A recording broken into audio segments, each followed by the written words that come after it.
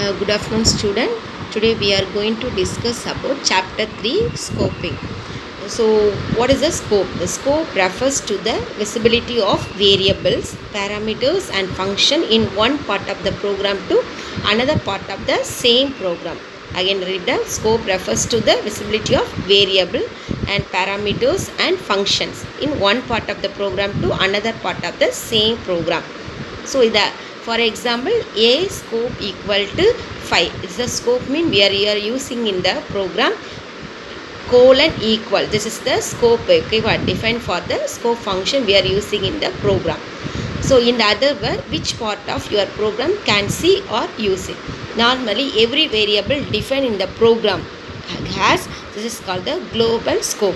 One defined every part of your program can access to that variable.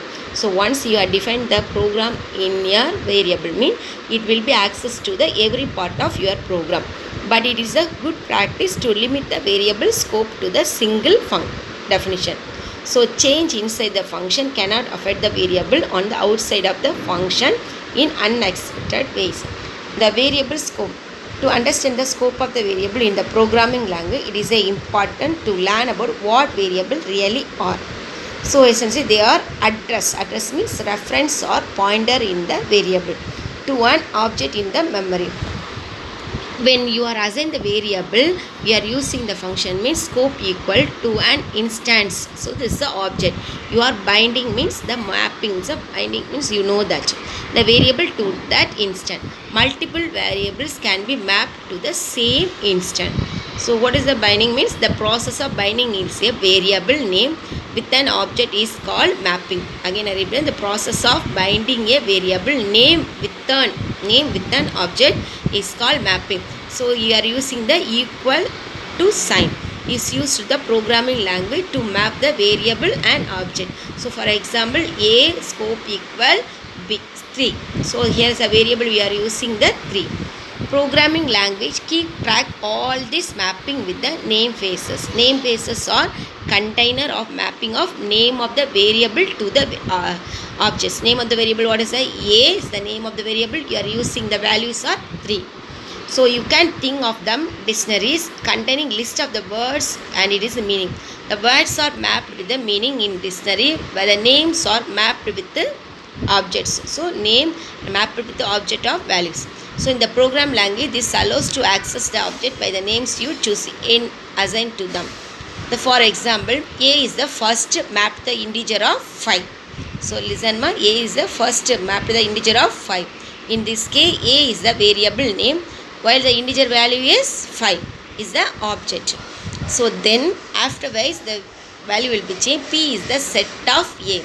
So this actually means b is now bound to the same integer value of a. So you get the value of b equal to what is that? 5 only. Why mean b mapped for the value of a. So what already we are mapped the object of the a is the 5. So that same value will be displayed in the b also. Here they will a map the scope of 5 and b scope of a. So you get the value, what is that? B also 5.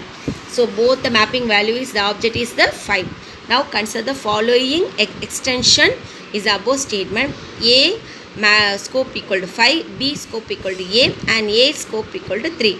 So if you then change a to be equal to 3. So first is 5 after a equal to 3.